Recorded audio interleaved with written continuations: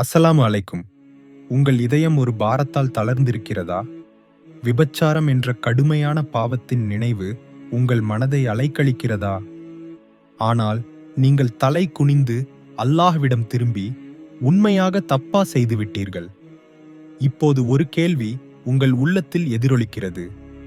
எனது தப்பாவை அல்லாஹ் ஏற்றுக்கொண்டானா? இந்த பெரிய பாவத்தை அவன் மன்னித்தானா? இந்த வார்த்தைகள் உங்கள் இதயத்திற்கு ஆறுதலையும் ஈமானுக்கு ஒளியையும் பாதையில் வலிமையையும் அளிக்க வேண்டியவை. ஒரு பயணத்தை தொடங்குவோம். அல்லாஹ்வின் எல்லையற்ற கருணையை நோக்கிய பயணம். முதலில் ஒரு விஷயத்தை தெளிவுபடுத்துவோம். எந்த முஸ்லிமும் அல்லாஹ் என் பாவங்களை மன்னித்து விட்டான் என்று உறுதியாகச் சொல்ல முடியாது. அப்படிச் சொல்வது நான் ஜன்னத்திற்கு போவேன் என்று சொல்வதற்கு ஒப்பானது. அது பணிவு இல்லை, ஆணவம்.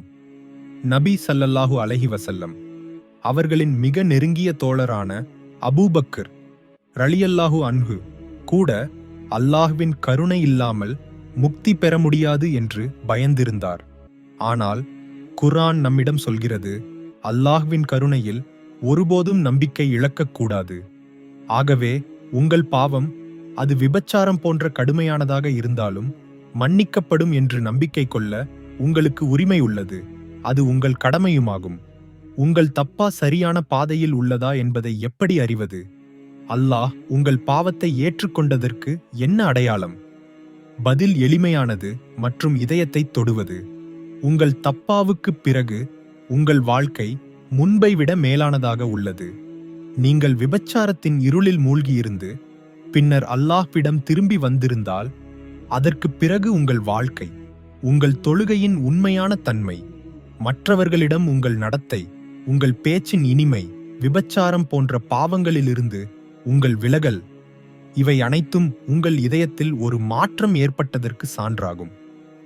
உங்கள் எதிர்காலம் உங்கள் கடந்த காலத்தை விட அழகானதாக இருந்தால், அது அல்லாஹ் உங்கள் தப்பாவை ஏற்றுக்கொண்டதற்கு வலுவான அடையாளமாகும். இதனுடன் மற்றொரு அடையாளமும் உள்ளது. ஒருவேளை இதைவிட வலிமையானது. உங்களுக்கு ஒருபோதும் உங்களை பற்றி முழு திருப்தி ஏற்படாது. எனது தப்பாவை அல்லாஹ் ஏற்றுக்கொண்டானா? நான் உண்மையாக இருந்தேனா? மீண்டும் விபச்சாரத்தில் விழுந்து விடுவேனா? இந்த பயம் ஒரு பலவீனம் அல்ல, மாறாக ஈமானின் அடையாளமாகும். நபி ஸல்லல்லாஹு அலைஹி வஸல்லம் நமக்கு கற்றுக் கொடுத்தார்கள், ஒரு விசுவாசி 2 இறக்கைகளுக்கு இடையே வாழ வேண்டும். அல்லாஹ்வின் கருணையில் நம்பிக்கை, அவனது தண்டனை பற்றிய பயம். அதிகப்படியான நம்பிக்கை பயமின்றி அலட்சியத்திற்கு வழிவகுக்கும். அதிகப்படியான பயம் நம்பிக்கையின்றி நிராய்க்கு வழிவகுக்கும். இவை இரண்டின் சமநிலையே விசுவாசியின் இதயத்தை வலுப்படுத்துகிறது. இதை ஒரு வலுவான வாக்கியத்தில் சொன்னால், உங்கள் ஈமான் உங்கள் சொந்த பக்தியில் உள்ள நம்பிக்கைக்கு எதிரானது. ஈமான் அதிகரிக்கும் போது நான் போதுமானதைச் செய்யவில்லை என்று தோன்றும். ஈமான் குறையும் போது நான் சரியாக இருக்கிறேன் என்று அதிகப்படியான நம்பிக்கை தோன்றும். சிந்தித்துப் பாருங்கள். ஒரு உண்மையான விசுவாசி உண்மையாக அல்லாஹ்வை வணங்குவான். ஆனாலும் அவனது வணக்கம் ஏற்கப்படவில்லையோ என்று பயப்படுவான். இது அல்லாஹ்வின் கருணையில் சந்தேகத்தால் அல்ல, மாறாக தனது குறைபாடுகள் பற்றிய உணர்வால். இந்த உணர்வு உங்களை பணிவாக்குகிறது, உண்மையாக வாழத் தூண்டுகிறது, எப்போதும் மன்னிப்பு கேட்க வற்புறுத்துகிறது. மறுபுறம் ஒருவர் விபச்சாரம் போன்ற கடுமையான பாவம் செய்து அல்லாஹ்வை பின்பற்றாமல் வாழ்ந்து கவலைப்பட வேண்டாம், அல்லாஹ் கஃபூர் ரஹீம், அவன் மன்னிப்பான் என்று சொல்கிறாரேயானால், இது நம்பிக்கை அல்ல, ஆபத்தான அதிகப்படியான நம்பிக்கையாகும்.